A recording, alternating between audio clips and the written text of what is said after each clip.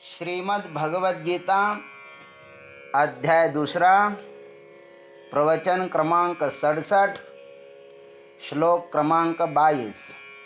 ओम त्र्यंबकं यजामहे सुगंधिं पुष्टिवर्धनम् उर्वारुकमिव बन्धनान् मृत्योर्मुक्षीयमामृतात् समस्तजनकल्याणे निरतं करुणामयम् नमामि चिन्मयं देवं सद्गुरुं ब्रह्मविद्वरं वसुदेवसुतं देवं कंसचानूरमर्दनं देवकी परमानन्दं कृष्णं वन्दे जगद्गुरुम्।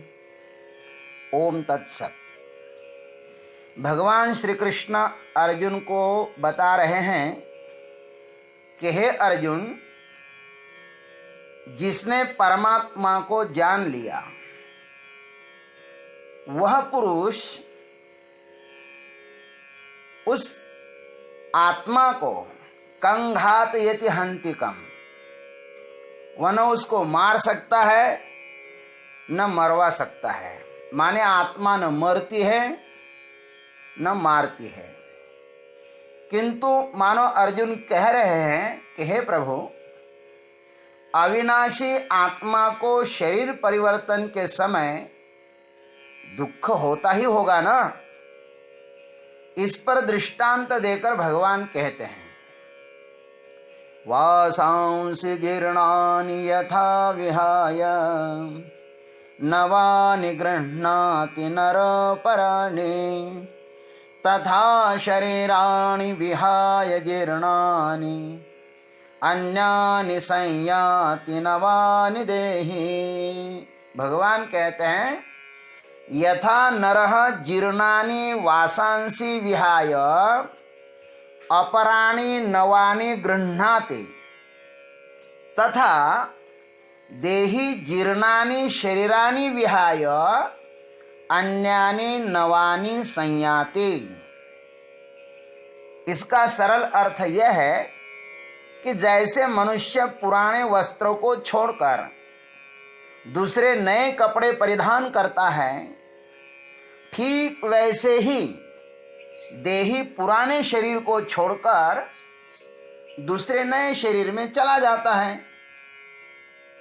आइए इसका हम भावार्थ देखते हैं। तथा देहांतर प्राप्ति धीरस तत्र न मुह्यति। इसी अध्याय के 13वें श्लोक में भगवान ने जो सिद्धांत कहा था, धीरस तत्र न मुह्यति, उस सिद्धांत को ही दृष्टांत देकर अति सुगमता से यहां पर समझाया गया है। यह दृष्टांत सबके लिए परिचित है। यहां नर शब्द देकर विशेषतः मनुष्य जाति पर बड़ी ही कृपा की है भगवान ने। कपड़े तो मनुष्य ही पहनते हैं ना, लेकिन वह मनुष्य कपड़े के लिए नहीं होता, कपड़ों से वह अलग ही है, ये कहना चाहते हैं। वैसे तो मनुष्य हर दिन कपड़े बदलता रहता है, तो भी धूत वस्त्र परिधान करने में उसे आनंदानुभूति ही होती है। शरीर के संसर्ग में आकर वस्त्र हर दिन गंदा हो जाता है, उसे धोकर ही पुनः परिधान किया जाता है। एक दिन वह वस्त्र जीर्ण हो जाता है, तब नूतन वस्त्र जब परिधान करने का प्रसंग आए तो आनंद में वृद्धि होती ही है। फिर पुराने वस्त्र त्यागने में भी एक आनंद ही है। जैसे हम धूत वस्त्र पहनते हैं तो हमको आनंद मिलता है, जैसे जीर्ण वस्त्र त्याग कर नूतन वस्त्र परिधान करने में आनंदानुभूति होती है, ठीक वैसे ही यह देहस्थ स्थित देही इस जीर्ण देह का त्याग कर नूतन देह परिधान करता है। तो आत्मा को तो आनंद होता ही है। यह शरीर एक वस्त्र है, यह क्षण क्षण में बदल रहा है। हम दिन में 2 बार वस्त्र बदलते रहते हैं। देही हर क्षण में वस्त्र बदल रहा है, हर क्षण में। एक क्षण बीत गया वो बीत गया, वह हर क्षण जीर्ण हो रहा है। जीर्ण का अर्थ है प्रारब्ध कर्मों का क्षय। शरीर का क्षय हो रहा है। बुढ़ापा तो बहुत बाद में आता है, यह देह हर क्षण बूढ़ा हो रहा है, ऐसा समझिए। यदि कोई देही बाल्यावस्था में, युवावस्था में शरीर रूपी वस्त्र छोड़ता हुआ दिखाई देता है, तो वहां पर यही समझना चाहिए कि उस जीव के लिए वह शरीर जीर्ण वस्त्र ही हुआ था।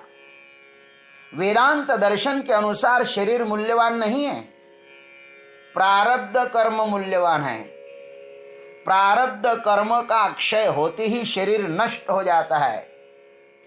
फिर वह युवा हो, बालक हो या वृद्ध हो या गर्भस्थ शिशु हो, शरीर तब समाप्त हो जाता है जब प्रारब्ध समाप्त हो जाता है। वेदांत में प्रारब्ध को बहुत मूल्य दिया है।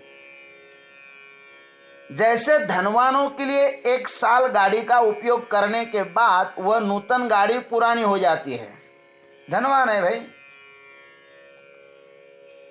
वे हर क्षण गाड़ी, हर समय गाड़ियां बदलते रहते हैं, किंतु वह गाड़ी दूसरों को नूतन ही प्रतीत होती है। वैसे ही यह देह देही पर निर्भर है। उसका प्रारब्ध कितना है यह तो कर्म नियंता को ही पता है। यहां पर देही के लिए शरीराणी तथा संयाति पद आया है आत्मा के लिए। शरीराणी का अर्थ है इस देही को जब तक कर्म क्षय नहीं होता है तब तक उसे अनंत शरीरों में यात्रा करनी पड़ती है।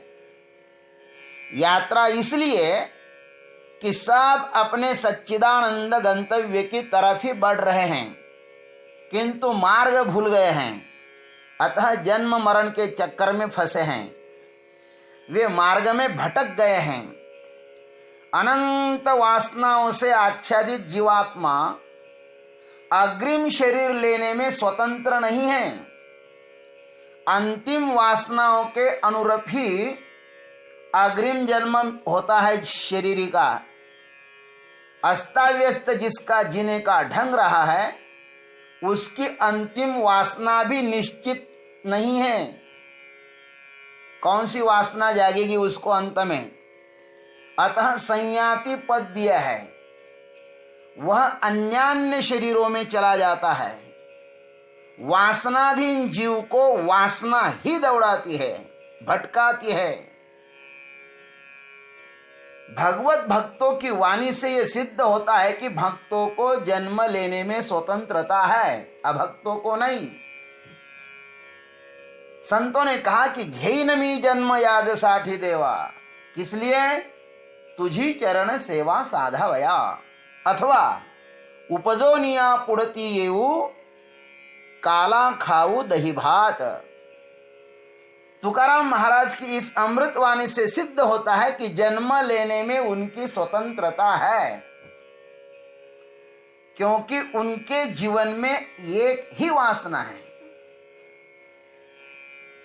यह हरि भजन की वासना ही उनको फिर से मनुष्य शरीर में ला सकती है। हमारा यह अनुभव भी है कि जिस विचारों को लेकर हम निद्रा में चले जाते हैं उसी विचार से हमारी जागृत अवस्था प्रारंभ होती है। इस दैनिक निद्रा के अनुरूप ही चीर निद्रा का भी अनुमान लगाया जा सकता है।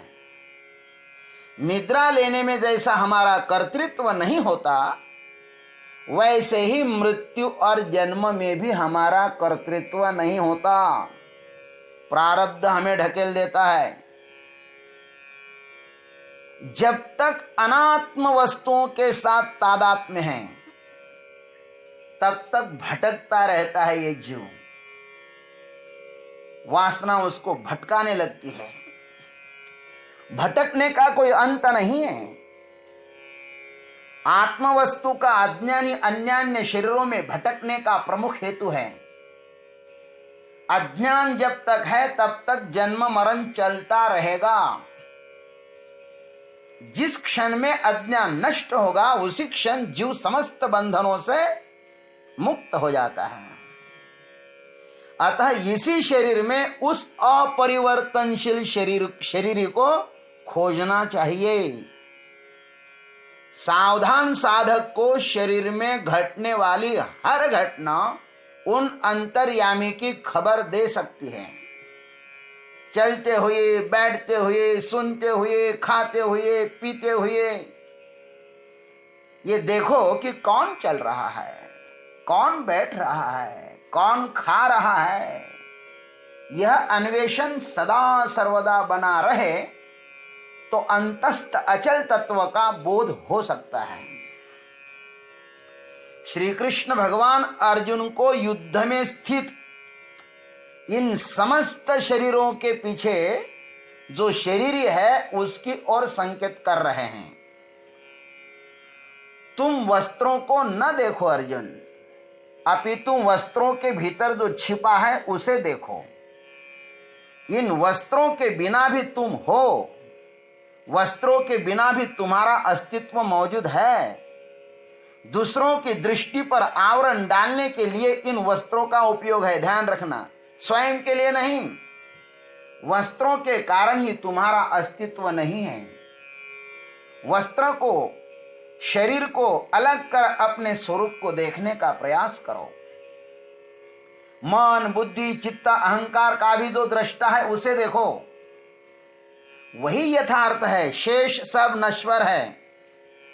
अंतःकरण में स्थित समस्त वृत्तियां उस पर आरोपित है। उसके पीछे आत्मा है, किंतु उन कृतियों में वह नहीं है। यह भाव जितना अधिक दृढ़ होगा हम उस अविनाशी के उतने ही नजदीक जा सकते हैं। अनंत दृश्यमान चंचल वृत्तियों का वह आधार है। वृत्तियों के बनने बिगड़ने पर वह आत्मा नष्ट नहीं होता। लहरों के बनने बिगड़ने पर सागर नष्ट नहीं होता। अलंकारों के बनने बिगड़ने पर सुवर्ण नष्ट नहीं होता। वैसे ही ये शरीर जाए रहे, आत्मा यथावत ही रहती है। ओम तत्सत। आज इतना ही। शेष अग्रिम भाग में। जय गुरुदेव, जय जगदीश्वर, जय जय महाकाल।